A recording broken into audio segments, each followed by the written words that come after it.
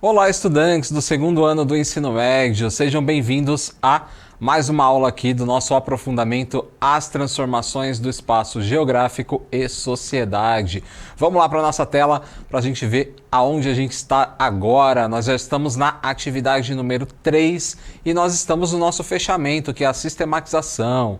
Então aprendemos um monte de coisas e agora a gente vai fechar aí o nosso conteúdo 3, tá? Hoje eu estou com a Katiana Libras, que vai estar me ajudando e vamos lá para a nossa telinha para a gente ver as habilidades e também o objetivo da aula de hoje. Vamos lá para a nossa tela. Bem, as nossas habilidades fundamentais da aula de hoje são: habilidade 1, selecionar e mobilizar intencionalmente recursos criativos para resolver problemas reais relacionados a temas e processos de natureza histórica, social, econômica, filosófica, política e cultural em âmbito local, regional, nacional ou global. E a nossa segunda habilidade, que é identificar, contextualizar e criticar tipologias evolutivas, populações nômades e sedentárias, entre outras, e oposições dicotômicas, cidade-campo, cultura-natureza, civilizados e bárbaros, razão e emoção, material e virtual e etc., explicitando aí as suas ambiguidades. E quais são os nossos objetos de conhecimento? Os processos de transformação da paisagem em diferentes sociedades e as contribuições dos conceitos geográficos para a compreensão das transformações na sociedade, no território e no espaço. Qual que é a nossa estratégia principal? É a sala de aula invertida, onde o aluno é o protagonista. E vamos para os nossos objetivos da aula de hoje. Bem, na aula de hoje nós vamos rever o exemplo de resposta da atividade 3 apresentado na última aula. Após isso, vamos ver mais um exemplo de resposta utilizando aí as mudanças ocorridas em algumas cidades de São Paulo. Então, basicamente, na nossa atividade 3, os estudantes eles tinham que procurar um local, uma região local, de onde eles vivem, presente aí uma região, no caso, específica, da região onde os estudantes vivem, e baseado aí nessa pesquisa, nesse entorno, basicamente, o estudante ele deveria relatar, e anotar os problemas sociais que ele encontrava nessa região, quais são as potencialidades, as coisas boas, e as coisas ruins também que ele encontra nessa região, enfim. Basicamente, a ideia seria o aluno ele sair ao entorno da escola, e ver aí no seu bairro, na sua cidade, quais são as melhorias que ele podia fazer, quais são os pontos positivos, negativos, enfim. Cada pesquisa aí acaba sendo um pouco diferente uma das outras, pois os alunos, no caso, eles moram em regiões diferentes e cada região tem as suas potencialidades e as suas vulnerabilidades, tá? Vamos lá para a nossa tela mais uma vez. Bem, antes da gente entrar de fato nessa atividade, nós vamos recapitular aqui o tema que a gente fez, que a gente comentou nas aulas anteriores, que é a respeito do território. O que é um território? A palavra território refere-se a uma área delimitada sob a posse de um animal, de uma pessoa ou grupo de pessoas, de uma organização ou uma instituição, e o termo é empregado na política referente ao Estado-nação, que é um país, por exemplo, e na biologia, que é a área de vivência de uma espécie animal, e na psicologia, que são as ações animais ou indivíduos para a defesa de um espaço, por exemplo, tá? Então eu coloquei esse exemplo aqui anteriormente, para vocês falarem a relação entre as duas imagens. Nós temos um leão, rugindo, fazendo uma cara de mal, e nós temos do outro lado o mapa do Brasil com todas as suas regiões divididas ali, E qual que é a relação entre um animal que está rugindo ali, bravo, com o mapa do Brasil? Que a grande relação aí no caso que está diante da gente, no caso, é a questão do território, tá? Porque o animal ele está defendendo o seu território. Ele está bravo porque a pessoa está com uma câmera ali filmando ele. E, no caso do mapa do Brasil e a sua divisão territorial, a gente tem aí uma divisão por fronteiras, tá? E essa divisão por fronteiras, ela muda conforme o tempo vai passando, tá? Ela muda por questões de acordos, de guerras, de domínio, né, de outros povos. Por exemplo, eu tinha comentado com vocês sobre a Guerra do Paraguai, né, onde o Brasil luta e pega um pedaço do território do Paraguai para ele. Então, o nosso mapa não era assim e ele vai se transformando à medida que o tempo vai passando, tá? Essa é uma noção territorial nossa, que é através das fronteiras. Mas os animais também têm uma noção territorial, tá? Então isso não é uma coisa própria dos seres humanos, tá? Na natureza, os outros animais também têm noções territoriais, tá? Vamos avançar mais uma vez na nossa tela. Vamos lá. Bem, quando a gente fala de território, a gente precisa, né, do território humano, né? A gente precisa separar ele em algumas camadas. E quais são essas camadas que a gente vai separar? Nós temos primeiro a dimensão política. Todo território precisa de política. E o que é política? É organização de pessoas, tá? E depois nós temos a camada da dimensão cultural. O que está inserido nessa dimensão cultural? Bem, nós temos o idioma, nós temos costumes, nós temos até alimentação, esportes, tudo que os seres humanos fazem está relacionado à cultura e está entrelaçado aí, está junto desse tópico, tá? Que é a dimensão cultural. Aí depois disso, nós também temos a dimensão econômica, tá? Então, todo território precisa de uma economia, tá? Então, a gente vai falar aí, que eu até comentei nas aulas anteriores, sobre a balança comercial, que é exportação, importação, comércio, vendas, impostos. Tudo isso está na nossa dimensão econômica, beleza? E por fim, nós temos a dimensão natural, que é a paisagem natural que os seres humanos não modificaram. Por exemplo, montanhas, né, rios, lagos. Então tudo isso faz parte da dimensão natural. E muitas vezes a dimensão natural, ela também acaba, entre aspas, controlando territórios, tá? Pois, por exemplo, a Cordilheira dos Andes, aqui na América do Sul, né, essa cadeia de montanhas, ela faz uma separação fronteiriça, né? Ela é como se fosse uma fronteira entre outros países, tá? Então, isso também pode acontecer, de uma montanha fazer parte aí de uma fronteira, ela dividir um país do outro, beleza? Vamos avançar mais um pouquinho na nossa tela, vamos lá. Bem, e quando a gente fala de gestão de território, quem é que comanda os territórios? Quem é que organiza eles? Aqui em São Paulo, né, nós temos o ZEE, que é o Zoneamento Ecológico Econômico do Estado de São Paulo, tá? Então, a gestão do território ou planejamento territorial está ligada às interações dos seres humanos com o espaço natural. Ela consiste nos processos de gestão que os seres humanos fazem nesse meio, trazendo, de maneira geral, um melhor aproveitamento dos recursos naturais de uma determinada área, as melhores formas de planejamento das construções e etc. Então, os departamentos responsáveis por organizar, né, a sociedade, no caso aqui de São Paulo, que é o ZEE, eles são responsáveis por verificar quais são as melhorias que podem ser feitas, como é que essas melhorias vão ser realizadas, como é que a sociedade vai se ordenar de maneira equilibrada, tá? E quando isso não acontece de maneira correta, aí a gente tem um monte de problemas, né? Nós temos o surgimento, por exemplo, das favelas, que a gente falou nas aulas anteriores, nós temos poluição de rios, nós temos desmatamento ilegal, enfim, nós temos uma série de problemas que podem acontecer quando esses departamentos que funcionam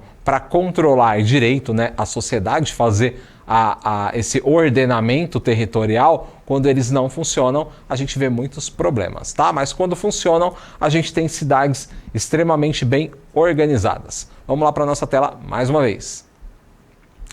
Bem, qual que era a atividade que a gente precisava fazer então? Os estudantes deveriam se dividir em grupos e escolher uma região, se possível local, para fazer uma pesquisa sobre o seu contexto socioeconômico, contemplando dados demográficos, históricos de ocupação e a existência de patrimônios culturais, materiais e imateriais. Se possível, pesquise, né, ou no caso, vocês já pesquisaram, né, informações sobre o clima, o relevo, se existem áreas suscetíveis à erosão, dados sobre biodiversidade, entre outros. Todas essas informações levantadas irão compor a base de informação territorial, tá? Então, como é que funciona aí essa base de informação territorial? Nós tínhamos algumas perguntas que vocês poderiam responder, né? Por exemplo, qual a região que você vai pesquisar? Qual é o histórico de ocupação dessa região? Quando é que ela começou a ser ocupada? Quais são as potencialidades e as vulnerabilidades encontradas nessa região? O que tem de bom, o que tem de ruim nesse local aí onde você mora ou na região que você escolheu? Essa região possui patrimônios históricos? Quais são as condições geológicas e climáticas da região estudada? E qual é o contexto histórico dessa região? Aí sim, bem, agora a gente vai ver aí os exemplos de respostas, né, dessa atividade 3, tá? A gente já trabalhou ela anteriormente, então eu vou mostrar os resultados da pesquisa que eu fiz e esse é o momento de vocês mostrarem também os resultados da sua pesquisa, da pesquisa que vocês fizeram, né, de forma individual ou em grupo, mostrar para os demais estudantes, né, na sala de aula. Tudo bem? Então vamos lá para a primeira parte aí da nossa atividade. Vamos lá na nossa tela. O tema aqui que eu escolhi, né, a princípio foi estudar o Morro da Providência no Rio de Janeiro, tá? Porque eu queria sair do estado de São Paulo e depois estudar uma região de São Paulo. Então eu fui lá para o Rio de Janeiro, né, fazendo a minha pesquisa. Fui, né, via internet, né, não fui pessoalmente. Eu fui via internet fazendo uma pesquisa sobre o Morro da Providência, que é a primeira favela do Brasil, tá? E a gente descobriu até mesmo de onde é que surgiu o termo favela, né? Então eu mostrei para vocês esse mapinha aqui, que é um mapa do Rio de Janeiro, lá do centro do Rio, né, de 1820, e aqui é onde ficava aí o Morro da Providência, né? Quando ele não era habitado por pessoas, né? Era apenas um morro, tá? Então essa é a área do Morro da Providência e aqui em azul na tela a gente tem a área atual do Morro da Providência e vamos aí ao nosso mapa mental, né? Eu coloquei rapidamente as informações aqui porque a gente já trabalhou antes, né? Então o Morro da Providência ele surge através de uma política higienista do século XIX, de urbanização e modernização, que aconteceu no Rio de Janeiro e em São Paulo, e se inspirou aí na Belle Époque, ou também chamada de Bela Época, tá?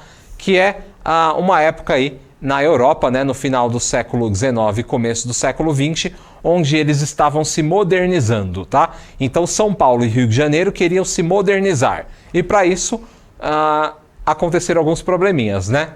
Por quê? Nós temos o povoamento do Morro da Providência, que aconteceu por volta aí de 1890, e ele surgiu por quê, né? Quem eram os moradores aí desse Morro da Providência? Foram pessoas despejadas do cortiço Cabeça de Porco e os soldados que vieram da Guerra de Canudos, tá? Então, soldados e moradores expulsos de um cortiço é que começaram a construir aí a primeira favela do Brasil, tá? Isso acontece por quê? Porque o governo do Rio de Janeiro queria fazer uma limpeza, né, uma higienização social, que era o quê? Era deixar o centro do Rio mais urbanizado, com ruas mais largas, avenidas, um local mais bonito visualmente, mas para isso ele começou a derrubar a casa das pessoas mais pobres, tá? E no caso derrubaram um cortiço que tinha mais ou menos 4.000 pessoas que moravam nele. Então essas pessoas ficaram desabrigadas e acabaram indo morar no morro que se tornou a favela da Providência, tá? Então vamos avançar mais uma vez na nossa tela. Bem, eu mostrei duas imagens bem interessantes para vocês, né? A primeira delas mostra o prefeito do Rio de Janeiro, da época, né, da derrubada do cortiço Cabeça de Porco. O prefeito é o Cândido Barata Ribeiro E do lado nós temos uma charge que representa uma cabeça de porco sendo devorada por uma barata, tá? Então, o que a charge tem a ver aí com o prefeito? Bem, a barata representa o prefeito, né? Porque é o Cândido Barata, então o sobrenome está relacionado aí ao inseto. E a cabeça de porco ali na bandeja, né, é o cortiço que está sendo devorado pela barata, porque ele foi destruído, tá? Então, esta é a relação entre as duas imagens. E na próxima imagem, nós temos aqui uma imagem bem interessante, né, que mostra a cidade de Canudos, né, uma releitura, né, do que seria a cidade de Canudos lá na Bahia, tá? E ela foi palco de uma guerra. Que guerra foi essa? A Guerra de Canudos, onde a população mais pobre da Bahia se juntou com um líder chamado Antônio Conselheiro e eles resolveram criar uma cidade nova separada do Brasil. Eles quiseram criar uma república não, né? Eles quiseram criar uma cidadezinha que ia contra os ideais da república, tá? Contra o governo. Então soldados do Brasil inteiro se juntaram para atacar essa cidade que tinha mais de 20 mil moradores, tá? Então aqui tem uma setinha que está apontando para o morro, né? Onde ficaria uma barraquinha e tem um canhão, tá? Que é onde os soldados se abrigavam antes do ataque à cidade de Canudos. E nesse local aqui, né, nesses morros onde os soldados habitavam, existia uma plantinha que é cheia de espinhos, que é chamada de favela, tá? Então, os soldados que ficavam nessas barracas, eles viam essa plantinha chamada favela e quando eles voltaram, né, os soldados do Rio de Janeiro voltaram para casa, o governo tinha feito uma promessa, que era a seguinte: olha, você vai lutar na Guerra de Canudos e quando você voltar, eu entrego uma casa para vocês. E quando esses soldados voltaram, eles não receberam as casas prometidas. Então, eles acabaram morando na região do Morro da Providência. E eles começaram a chamar esse morro de favela, em homenagem àquela plantinha que tinha lá na Bahia, no morro onde eles ficavam antes da guerra, né, esperando a guerra acontecer. Então, é daí que surge o nome favela, beleza? Aí hoje, né, existe aquele debate, né, de pessoas que apoiam o nome favela, tem outras pessoas que não gostam, que chamam de comunidade, enfim. Mas aí a gente já sabe que a origem da palavra favela está relacionada a uma planta. Tudo bem? Vamos avançar lá mais uma vez. Aí aqui nós temos uma imagem, né, de moradores que homens não, né? Ali nós temos crianças e mulheres que sobreviveram aí ao massacre de Canudos e lá no fundo nós temos os soldados, tá? Que prenderam eles. Vamos avançar mais um pouquinho. Vamos responder as perguntas. Qual que é a região que foi pesquisada, né? Foi o Morro da Providência do Rio de Janeiro. Eu escolhi o Morro da Providência. Vocês escolhem a região aí local, né, de onde vocês moram ou outras regiões, tá? Eu escolhi o Morro da Providência. Qual é o histórico de ocupação da região estudada? Então, a partir do final do século XIX, a região já possuía algumas moradias irregulares, mas com a nova política higienista, cortiços foram derrubados e os moradores pobres passaram a ocupar mais espaço no morro. Com o fim da Guerra de Canudos, em 1897, o crescimento populacional no Morro da Providência aumentou com a chegada dos soldados que vieram da Guerra de Canudos e não tinham para onde morar, tá? Então, de acordo com o último censo de 2010, a região possui aí 4.354 moradores, tá? Então é uma região bem grande. Próxima pergunta: quais são as potencialidades e vulnerabilidades encontradas nessa região? O Morro da Providência é uma área turística muito conhecida, portanto, explorar esse tipo de negócio pode gerar uma boa renda, porque vai muito turista conhecer o Morro da Providência. Então, se você trabalha com comércio, por exemplo, você pode ganhar uma boa grana. E em relação às vulnerabilidades, podemos destacar a grande desigualdade social que essa região tem em relação às regiões mais nobres do Rio, tá? Então, uma região com muita desigualdade social. Essa região possui patrimônios históricos? Aí eu coloquei que o Morro da Providência é uma área turística muito conhecida, portanto, Opa, peraí. O Morro da Providência, né? É a favela mais antiga do Brasil. Tá lendo o slide anterior. Isso daí, né? Por ser a favela mais antiga do Brasil, já classifica como um patrimônio histórico, tá? Então, nessa região nós também temos o Oratório do Cruzeiro, que foi construído no século XIX e que também é um patrimônio histórico da região, tá? Então, a favela do Morro da Providência inteira é um patrimônio histórico. Quais são as condições geológicas e climáticas dessa região? O Rio de Janeiro possui grupos montanhosos e conjuntos menores de morros, tá? E o estado possui um clima de savana tropical, onde nós temos períodos predominantemente secos e quentes no inverno e quentes e úmidos no verão. A região do Morro da Providência possui 103.309 mil metros quadrados. Eu já faço até a minha correção, que na aula anterior eu falei metros cúbicos, tá, gente? Eu errei, tá? Então, agora, lendo aqui, a gente sabe que é metros quadrados, tá? Não errem aí nas medidas, tá? E de acordo aí com o último censo de 2010, tá? A região pode ter aumentado ou diminuído, porque o último censo foi em 2010, tá? Então, nós temos bastante tempo aí, né? Nós temos 12 anos praticamente que foi feita aí a contagem dos moradores e também foi medido o tamanho lá do Morro da Providência, tudo bem? Então, lembrando que é metros cúbicos e não metros quadrados e não metros cúbicos, que é o que eu falei na aula anterior, tá? Estou fazendo só a minha correção. Vamos lá para a nossa próxima pergunta na tela. Bem, aí já vimos então, né, a respeito aí da parte geográfica e climática do Morro da Providência. E agora a gente vai para mais uma região, que é a região de São Paulo, né? Que eu falei para vocês aqui.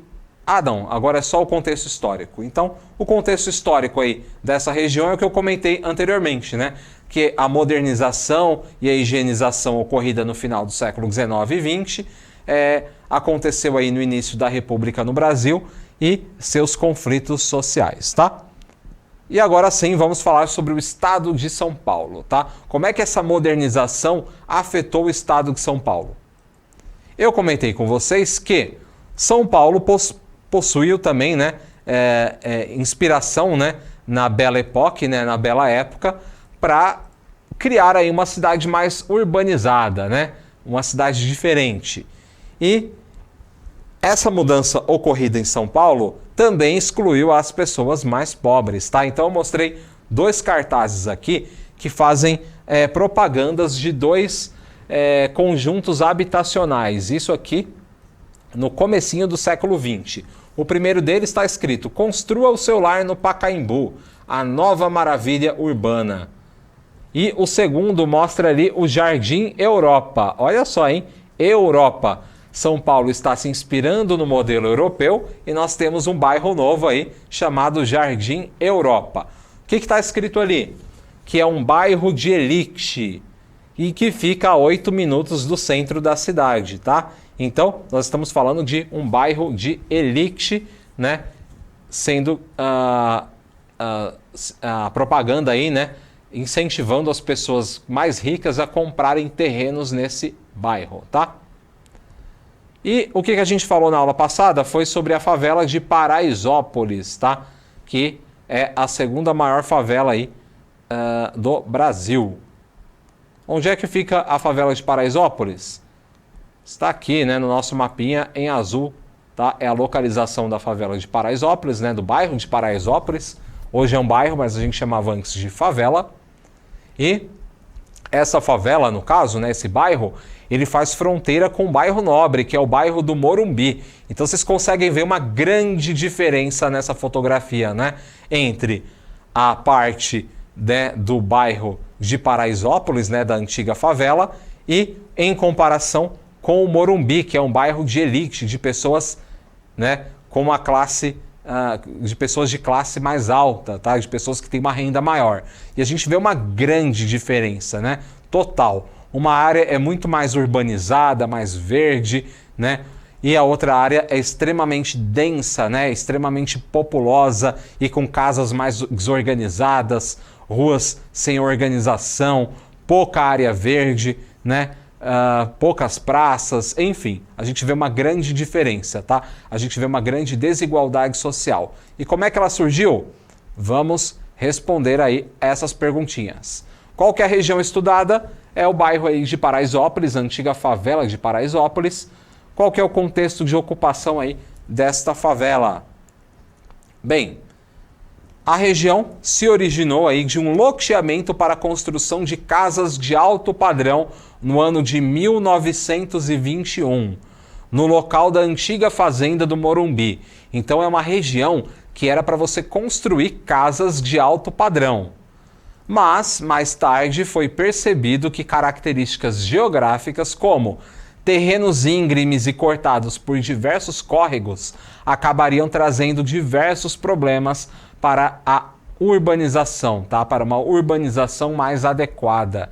E a partir dos anos 50, as famílias de baixa renda passaram a ocupar a região de maneira irregular. E Paraisópolis se tornou a segunda maior favela de São Paulo, tá? Com mais de 42 mil habitantes no ano de 2010. Olha só, mais de 42 mil habitantes na segunda maior favela do estado de São Paulo. Era para ser um local de pessoas de classe mais alta, porém o terreno não era próprio para construção.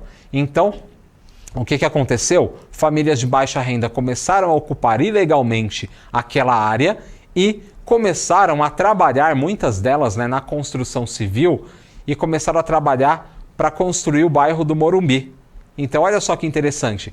Aquele povo pobre de Paraisópolis ajudou a construir o bairro ali do lado, que é o bairro do Morumbi, que é um bairro de classe média alta. Então, olha só que diferença, né? Que desigualdade social. Bem, vamos avançar para a nossa próxima pergunta. Quais são as potencialidades e as vulnerabilidades lá da favela do bairro de Paraisópolis? Bem, a Paraisópolis começou a atrair bastante comércio por ter muitos moradores, né? Então, franquias de lojas grandes começaram a ir para aquela região. E mesmo com melhorias, né, na parte da educação, como por exemplo a construção do CEL de Paraisópolis, né, que é uma escola importante, essa região tem grandes diferenças, né, no nível da desigualdade. E se a gente comparar as escolas de Paraisópolis, né, com as escolas do Morumbi, né, as escolas de um bairro de elite, a gente vê uma diferença enorme, tá? No tipo de ensino, nas notas dos alunos, enfim. A gente tem uma grande diferença aí, principalmente nessa parte educacional. Vamos avançar mais um pouquinho. Essa região possui patrimônios históricos? Bem, durante a pesquisa não foram encontrados patrimônios históricos nessa região, tá? E quais são as condições geológicas e climáticas aí de Paraisópolis? A gente precisa falar, então, no caso do estado de São Paulo como um todo, tá?